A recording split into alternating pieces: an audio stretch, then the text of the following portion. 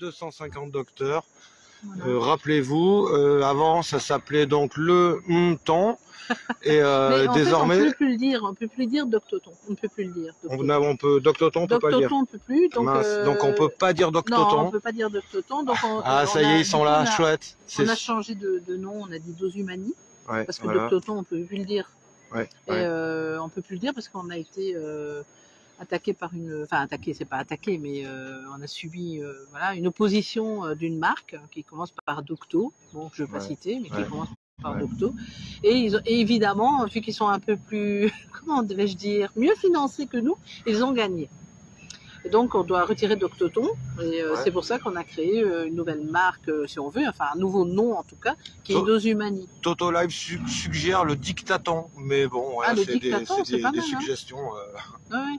Non, dictaton, j'aime bien, oui. Bon, on a choisi Dosumani pour une dose d'humanité. C'est ce qu'il y a derrière le mot Dosumani. Et puis l'émission qu'on a faite là de 30 heures avec toutes les personnes interdites d'exercer, donc ce qu'on appelle les suspendus, on a fait au nom de Dosumani. Mais il y en a eu beaucoup finalement, parce que les Doctotons, il y en a eu 3 à ma connaissance. Oui. Alors, il y en a eu un de 24 heures, le premier. Le marathon, ouais. Donc celui-là, vraiment, c'est un marathon de docteur. C'est pour ça que ça s'appelait comme ça, Doctoton, qu'on peut plus dire, donc Feu Doctoton, disons. Et après, il y a eu celui de 8 heures sur les enfants, au sujet de la maltraitance des enfants. Donc ça, c'était en janvier 2022. Ouais. Puis il y a eu en février, avec il y a les mamans louves, j'imagine. Non, elles n'étaient pas là, les mamans louves. Il y avait beaucoup de monde. Hein, mais... Il n'y a pas que... Et ensuite, en février, on a eu, j'ai fait l'hommage à Luc Montagnier. C'était 8 heures aussi d'émission. Et puis en avril, c'était celui-là, il est très peu connu. C'était Feu Doctoton sur les effets secondaires. Il est très peu connu et vraiment, je vous recommande d'aller le chercher un peu. Qu'est-ce que tu entends par peu connu? C'est-à-dire il a été invisibilisé? Oh là là, mais complètement. Il y a un shadow banning énorme sur celui-là. Énorme, c'est celui qui a le plus d'ailleurs. Et l'été dernier, on a fait des sets de table. On a fait 26 000 sets de table avec un lien vers cette émission-là. Ouais. Et donc, a priori, il y a des gens qui l'ont vu un peu plus, mais c'est vrai que c'est très invisibilisé. Oui, je me rappelle les sets de table. Oui, on a fait 26 000 sets de table dans 7 restaurants différents en France. Voilà. Pour que les gens s'intéressent et au livre et à cette émission concernant les effets secondaires. Et donc voilà, mais c'est vrai qu'il a été très invisibilisé. Après, il y a eu l'UER, donc l'Université d'été résistante, en septembre. Et là, c'était en présentiel à Villeneuve-les-Avignon. 3 jours, 1500 personnes, enfin, pas de différentes. 800 personnes à peu près différentes, mais 500 personnes par jour. Et puis, ici en décembre, j'ai fait le Doctoton, le Dosumani, pardon, spécial suspendu, avec 30 heures d'émission. Et ça a été très dur. Mais très dur. J'ai eu besoin de plusieurs mois pour remonter, en fait. Parce que il y a eu... Des témoignages aussi. Ah ben c'est ça. C'est vraiment... Et 30 heures d'émission, quand les gens le regardent, enfin, s'ils ont le courage de regarder 30 heures d'émission, bien sûr. Je sais que c'est trop, hein, tout le monde me dit c'est trop, mais c'est pas grave. C'est bien sûr que c'est trop, mais ce sont des archives. Donc c'est pour ça que je le fais aussi long. Pour qu'on ait des archives tout regroupées, quand le moment sera venu, ce sera facile à utiliser. C'est pas une poignée, quoi. Voilà. Quand même, 250 témoignages, il y a de la matière, on pourra aller creuser un petit peu quand le moment sera venu, et ça viendra. Et donc, mais tout ça, c'est des heures de préparation, tu vois, avec les gens au téléphone pendant une demi-heure, certains pendant 1 heure, qui te racontent. Mais c'est inouï ce que les suspendus vivent. Cette situation est ignoble. Et donc, j'ai eu besoin de temps pour remonter. Pour remonter, ouais. Ben, écoute, moi j'ai fait comme toi à ma petite échelle, j'ai récupéré des témoignages. Est-ce que toi, tu as eu le même sentiment? Moi, à chaque fois, chaque cas est individuel. Chaque histoire est différente. Que ce soit d'un point de vue administratif, d'un point de vue sentimental, d'un point de vue physique, d'un point de vue moral. Moi, c'est toute cette richesse de témoignages qui m'a surpris. Chaque cas est différent. Enfin, voilà, Est-ce que toi, ça t'a fait Oui, c'est vraiment chaque cas est différent. Et d'ailleurs, quand à la télévision, ils osent dire qu'il y a une poignée de personnes concernées, c'est juste à tomber par terre, quoi. Enfin bon, parce que ils oublient toute une série de situations, plein. Enfin, les gens qui ont arrêté avant, les gens qui sont en maladie, les gens qui ont pris une pré-retraite, etc., etc. Enfin, il y a qui sont réorientés, qui sont partis à l'étranger. Il y a une histoire de disponibilité au niveau de l'hôpital aussi, des cartes que peuvent jouer certains. Qui ont du coup démissionné, enfin, etc., etc. Mais je veux dire, c'est le nombre, on ne sait pas combien il y en a. Mais donc oui, du coup, chaque cas est différent. Et après, il y a quand même un point commun qui me touche particulièrement dans ce qui est arrivé et dans ce que ces gens me disent, c'est si par exemple tu as affaire à des soignants, 9 fois sur 10 qui les préoccupent, c'est leurs patients. Ce sont leurs patients. Que sont devenus leurs patients? Donc ils sont dans une situation que j'ai eu un médecin qui m'a dit, moi, à partir dans un mois, je suis SDF. Je dois vendre ma maison pour rembourser mon prêt, je ne sais plus payer, je suis SDF. Donc ça, mais il est inquiet pour ses patients, les patients qu'il suivait. Les pompiers, pareil, j'échange avec des pompiers et ils me disent, mais moi quand je vois un feu démarrer à gauche ou à droite, je pourrais être là et je suis pas là, je peux rien faire. Et en fait, j'ai l'impression que ce qui les tue le plus, c'est cette incapacité du coup dans laquelle ils sont de faire leur travail, quoi, de soigner, et ça, moi je trouve ça incroyablement touchant, quoi. Et ben, ça m'amène, c'est marrant, c'est la seconde question que je voulais te poser. Est-ce que parmi tous ces témoignages, alors moi j'en ai eu, ouf, des histoires qui soient un peu moins glauques, c'est peut-être pas le mot, mais des histoires positives où j'aime bien le film qu'on a vu cet après-midi, j'utilise le même vocabulaire, j'ai l'image de ces suspendus qui, pour certains, ce qu'on disait, ont coupé la corde. Oui.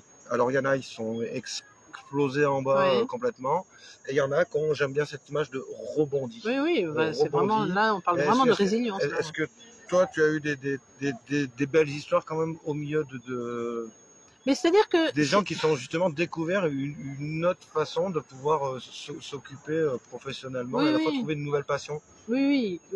C'est-à-dire qu'il y a deux choses. Il y a vraiment ceux qui, du coup, se sont rendus compte que c'était pas ce qu'ils voulaient faire, en fait. Ce qu'ils faisaient, ils étaient coincés dans un boulot qui les rendait malheureux, qui les maltraitait, et ils tenaient. Ils sentaient la routine les gagner. Oui, enfin bon, ils se laissaient se faire du mal, se maltraiter, et du fait d'avoir été obligés de couper avec ce travail-là, leur a permis du coup de découvrir d'autres choses, des talents artistiques ou envie de faire un autre boulot, enfin, ou peu importe, parfois un peu de spiritualité, etc. C'est pas mon domaine. Mais il y a aussi des gens qui ont rebondi. D'accord, ils ont rebondi, mais ils ont rebondi parce qu'ils n'avaient pas le choix. Sans ça, ils seraient toujours restés dans leur boulot. Ils auraient terminé à 64 ans, hein, bien sûr, mais ils auraient terminé, ils seraient allés jusqu'au bout, parce que c'était quand même ce qu'ils avaient dans les tripes, et ils l'ont toujours dans les tripes. Donc ils ont rebondi, c'est vrai, mais il y a une souffrance derrière. Hein. Ça reste même comme ça reste, pour moi, c'est encore une souffrance. Mais c'est vrai que pour certains, ça a été l'occasion de prendre conscience que tout compte fait, ce boulot-là, c'était pas ce qu'il leur fallait, quoi. C'était pas ce dont ils avaient besoin. Ouais. Après, moi j'ai une anecdote aussi, parce que tu parlais de glauque. Tu as dit glauque à un moment. Moi j'ai quand même un truc à passer, parce que moi c'est pas le meilleur des mots, mais c'est le premier qui m'est venu. Là je pense que dire sombre, noir. Oui, sombre. C'est un témoignage que j'ai eu dans le Dos Humani. Et pour moi, ce témoignage, il devrait passer partout. Une jeune femme, moins de 30 ans, elle vit seule dans un appartement avec sa petite fille. Elle est aide-soignante, si mon souvenir est bon, si ma mémoire est bonne. Elle est aide-soignante, et donc elle doit se faire injecter. Donc d'accord, elle se fait injecter.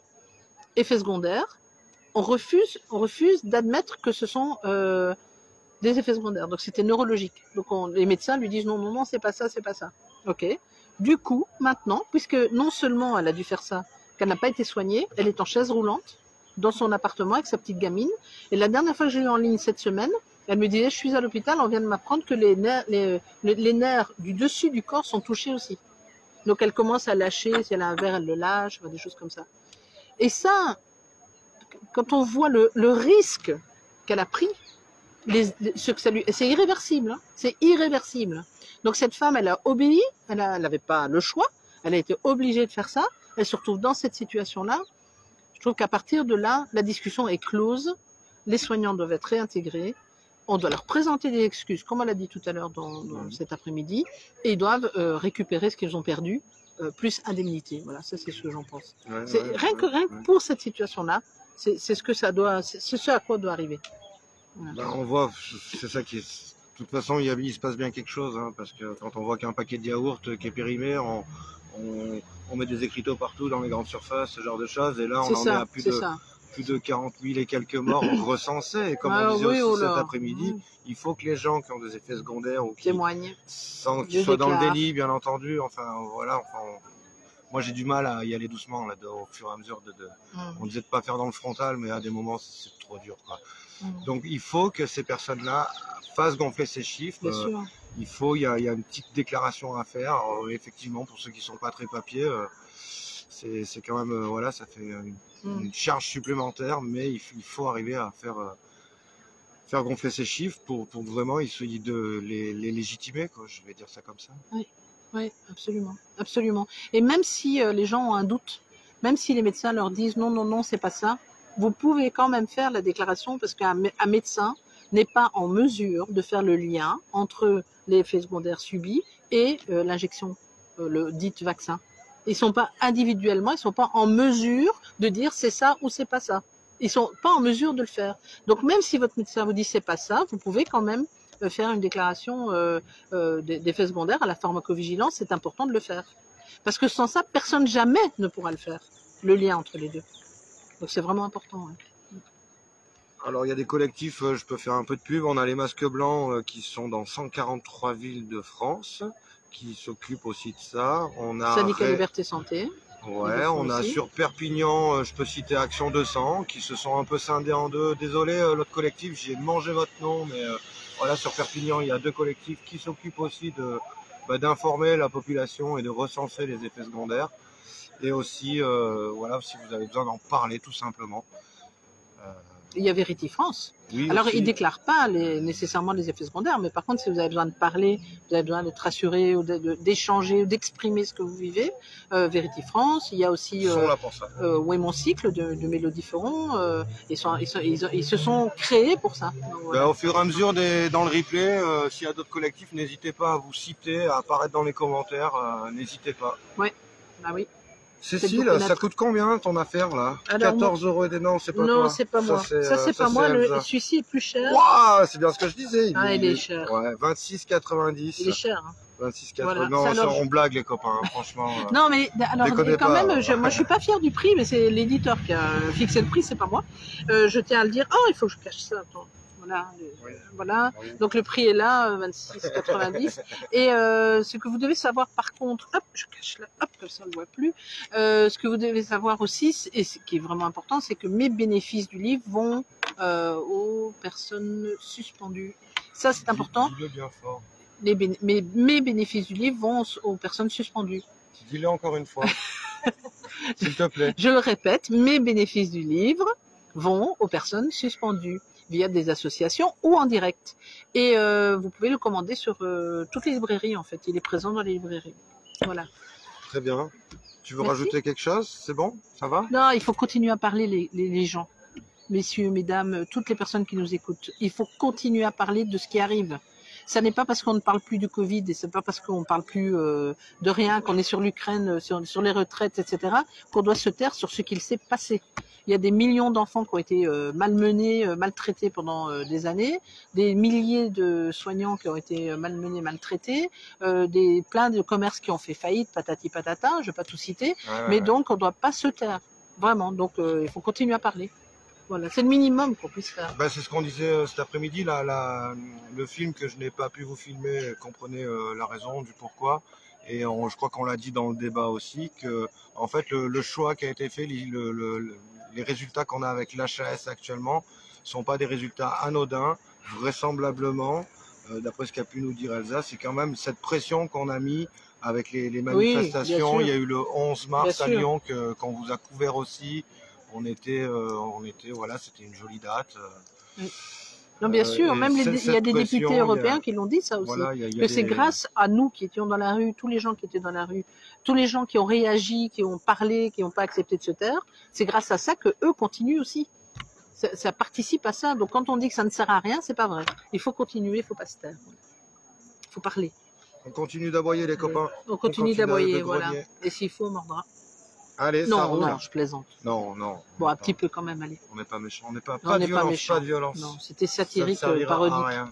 Ah oui, le fameux. C'était satirique, parodique, ce que je viens de dire, je répète. Allez, à bientôt. Salut, merci beaucoup. Cécile. Merci à toi.